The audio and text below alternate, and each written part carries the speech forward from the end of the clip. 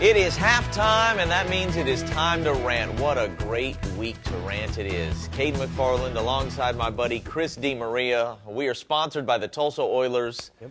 Tell us a little bit about the Tulsa Oilers and what's coming up next. I know they've lost 2 in a row. Yes. We're going to get this thing back on track this week. So home and home against Wichita, dropped both of those, including Saturday night, lost 5-1. It was tough, but it kind of just got away from them in the third period. But there's a little chance of redemption. They're going to be back in Wichita on Friday. That's their next game. Yeah. Then after that, 10 games in a row at the BOK Center, starting Saturday, Sunday. It's the homestand of the season. They got about a 8-9 game road stretch after that. But yeah, 10 games in a row at home. That's going to last into mid-December. So that'll start Saturday, Sunday. So get on out there. We're transitioning from the end of the college football season, which is king here, to everything else. Yes. And that includes Tulsa Oilers hockey at the BOK Center. As he said, 10-game homestand coming up.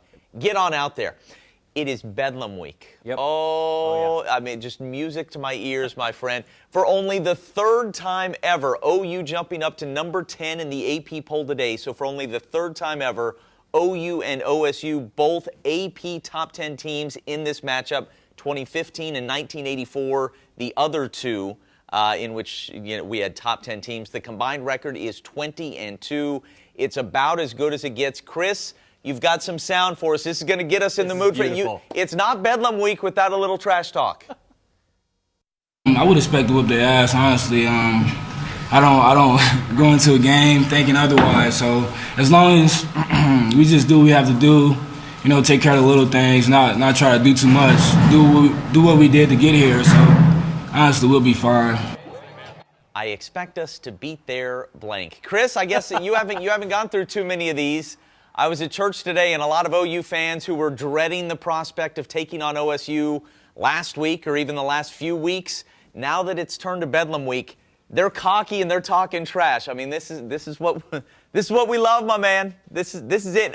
By the way, OSU an early 3-point favorite, which makes this thing basically just a pick 'em. Yeah, I mean, I have not been here for too many. I've been watching them since I was a kid, and it's just one of those rivalries that is just so much fun to watch for so many reasons, but it's going to be so different, I think, this year. Because instead of a shootout, whoever makes the big play on defense is going to win it. Right.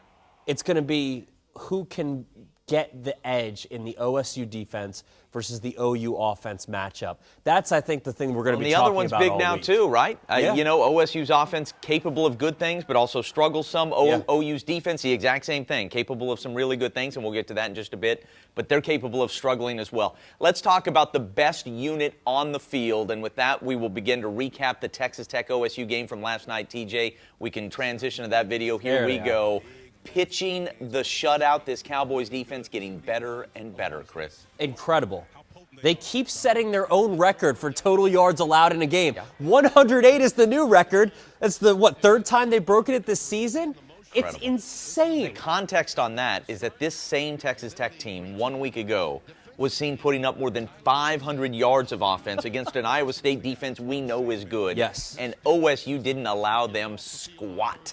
I don't want to go into this too much, but, man, how much would OSU love to take on Iowa State again right now?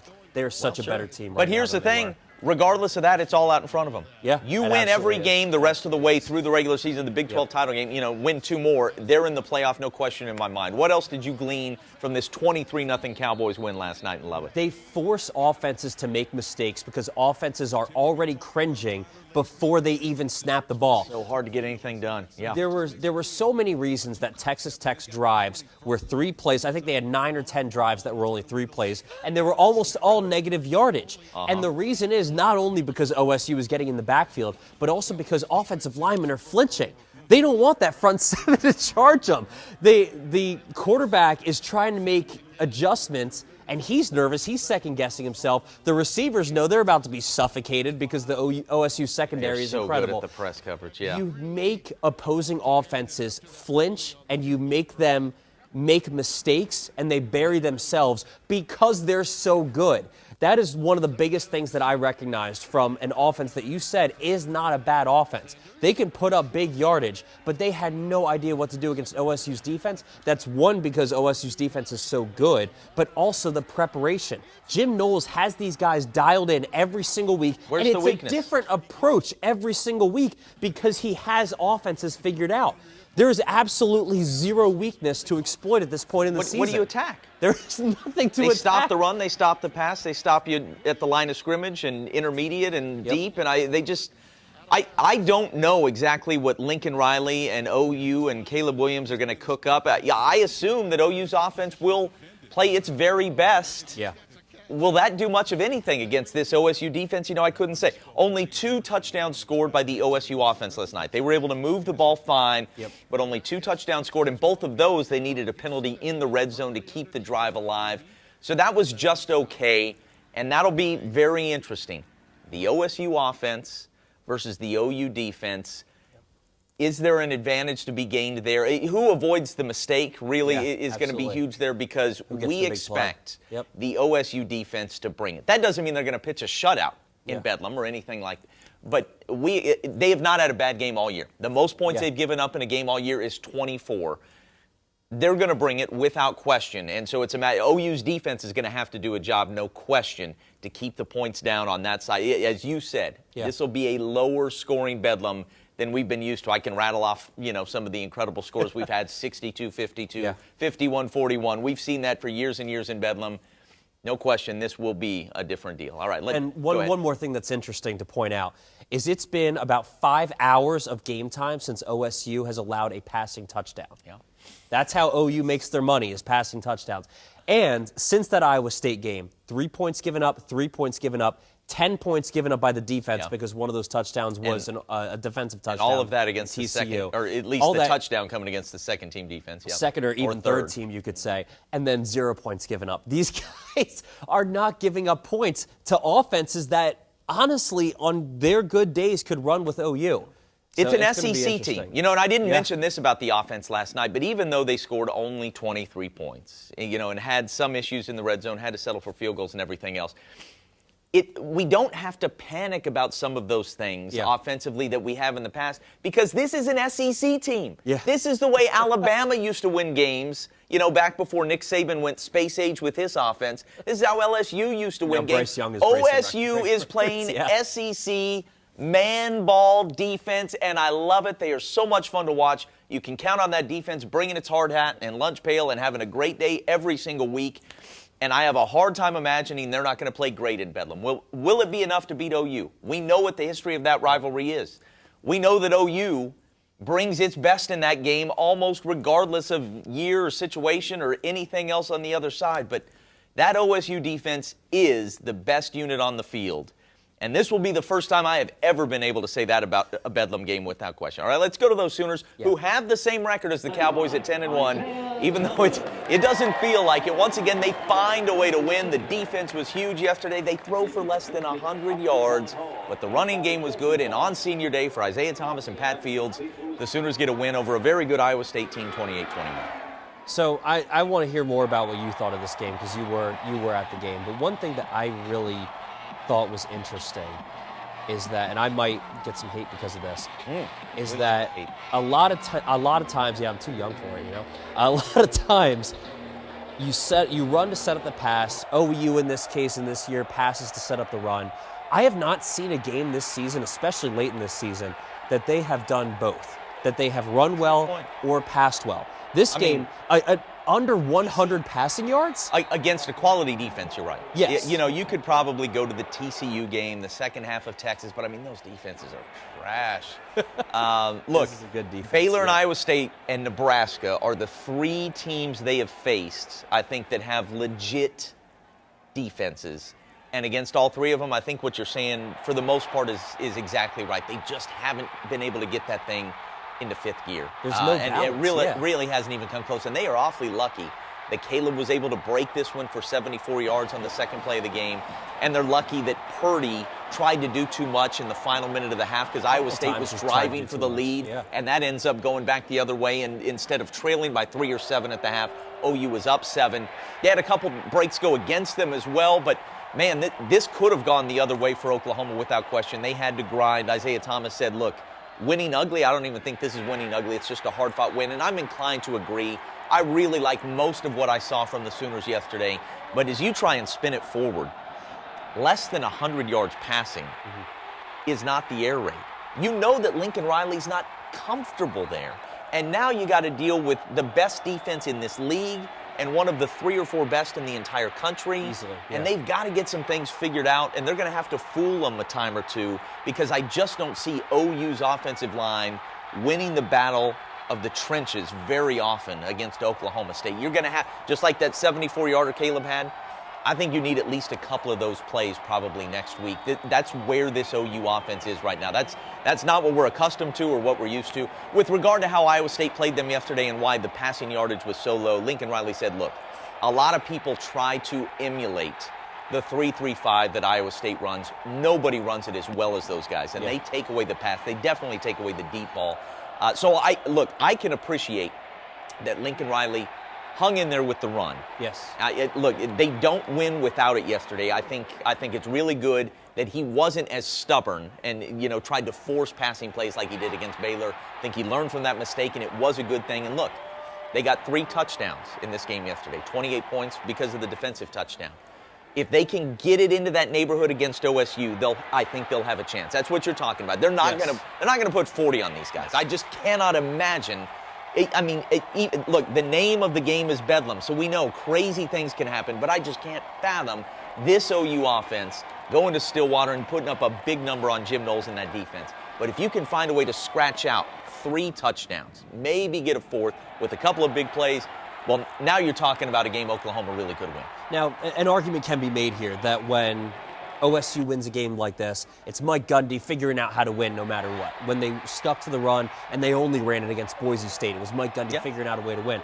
That could be the exact same thing here, that Lincoln Riley found a way to win. He found Kennedy Brooks, got some holes on the ground. The offensive line wasn't really giving Caleb Williams any time to throw, but they were doing well in the run. They were pushing the defensive line back on the run. So you could make that argument. My question for you is, after seeing all of these Bedlam games, does Lincoln Riley have something in his back pocket that he has not shown this season that Jim Knowles is not going to be able to find in his hundreds of hours of film study that he has already gone through and that he will go through this week? I'm glad you bring this up. And by the way, shout out to Pat Fields and Isaiah Thomas, a couple of Tulsa kids, and Brian Mead, who set an OU record for games played in his career, also a Green Country kid.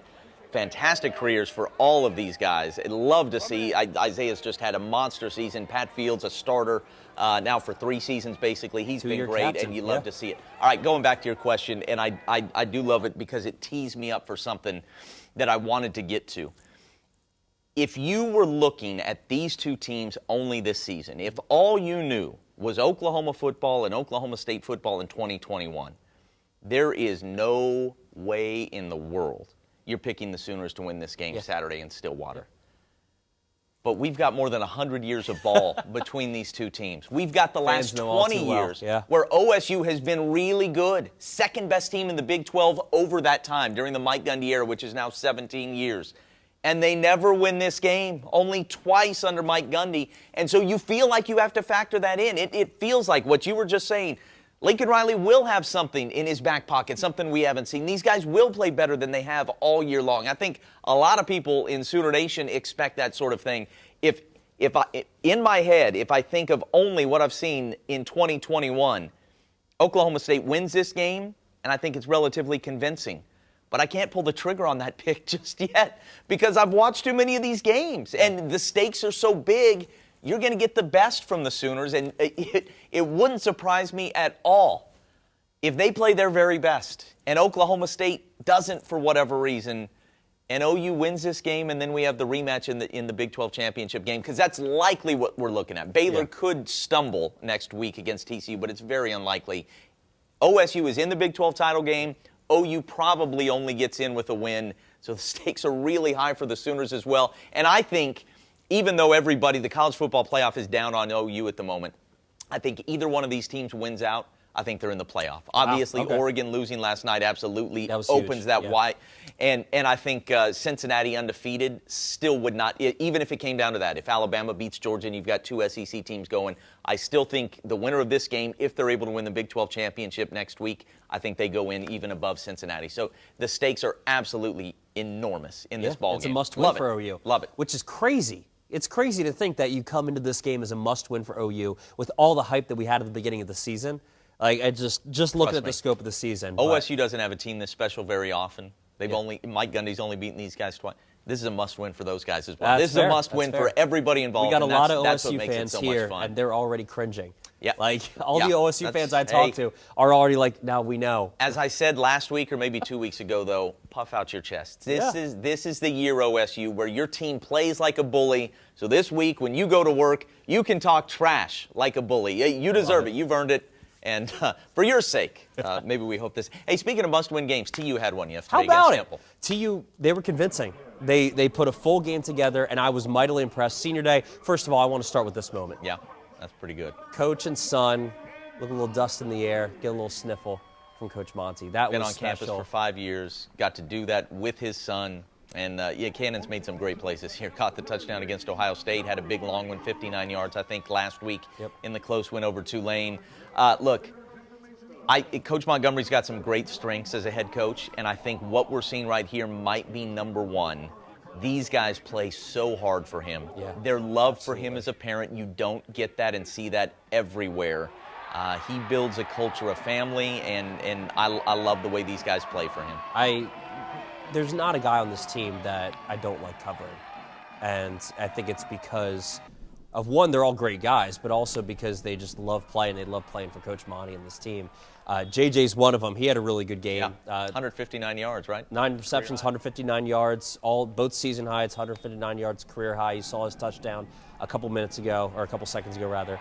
And Davis Brin looked sharp. He had 297 yards. I'm telling you, you watch these touchdowns. highlights, you look at the skill, Yeah. you look at how J.C. Santana's just holding it out there like a loaf of bread and the quickness that he has, and you saw Naylor going up and making a catch, and that's a big-bodied kid. You look at, I'm telling you, a TU team has never looked this good. Yeah. Coming off the bus, he has recruited athletes. Even Todd Graham, when they had 3 10-win seasons in 4 years, the team didn't look like this, and that's why we keep going back to the UC Davis game and the Navy game. Yeah. If you just handle business against the teams you should, this would have been a 7 or 8 win year minimum, and everybody feels great about it. But as it stands, this was the first time all year long where they really take care of business against a team they should have. Yes. And now absolutely. you're at 5-6, and you have a chance next week with an upset of SMU on the road to put yourself in a bowl game, and I think really flip the, maybe not perception, but at least some of, what you can market about what this season was, big Absolutely. picture-wise. If This it's is a the losing first season, game. it gets put into one bucket. Yeah, But if you absolutely. get to a bowl game and you have a win over an SMU, now having played Oklahoma State and Ohio State close, feels like the kind of thing you can brag about a little bit as opposed to just lamenting what if on everything about the year. And Cincinnati, by the way. And who could be Cincinnati, a thank CFP you, team. absolutely, yeah. This was the first game, I think, this year that they didn't play to their opponent. This was a great 4th down stop. I love this shot. Yeah, I shot it, but look at the side. Look at Coach. It was a great stop on 4th down. The defense was just fantastic in this game. And so this was the first time this season I think they didn't play to their opponent. That was positive and negative. Up it or was down. positive when you're playing OSU, both OSUs, when you're playing Cincinnati, and then it's negative when you're playing UC Davis and Navy. And so this was the first time they showed up to the field, they had their pregame ceremonies, and they went and just took it to Temple. And it's funny because I accidentally, I was wearing a hoodie on the sideline yesterday, and I realized it was a Flyers hoodie, so I was wearing the Temple, the Philadelphia, the Bold move. Philadelphia shirt. Bold move, I didn't Philly realize kid. it. Thankfully, I had a vest over me, but it was cool. I heard a bunch of people walking in, being welcomed by Tulsa fans and saying, "Oh, it's Southern hospitality." That's a phrase I haven't thought of since I lived in the Northeast, which I thought was really funny.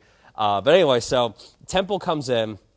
They got off the bus and they just got stomped. Yeah. And TU showed up and just absolutely outplayed them. It was the first time this year that I've really thought that they did not play to their opponent, that they played the best football that they could play, and they crushed them. 44-10. The defense looked fantastic. You saw Colin Wick, obviously not dressed for the game. Jackson Player looked fantastic. The secondary looked great. We got an interception early on in the game.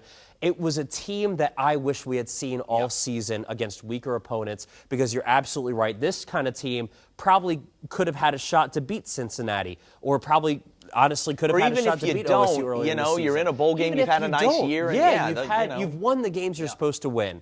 And that's what's so disappointing about this, because you see the love in the team, you see the love that we have for covering this team, and you want them to do well. Let's hope that team that showed up yesterday shows up next week They'll in win. Dallas. They'll win, this week in Dallas. And look, SMU's a talented team with all those transfers. Tanner Mordecai, of course, from Oklahoma. Grant Calcaterra from Oklahoma, and you know, lots of other former Power 5 players. But TU is certainly capable of going and winning that game and just having a fantastic cap the 2021 season, which has certainly been a roller coaster up and down. That does it for the Rant. Enjoy the rest of the football game, everybody. What a spectacular time of year this is. Enjoy Bedlam Week. For Chris, Caden, that's the Rant.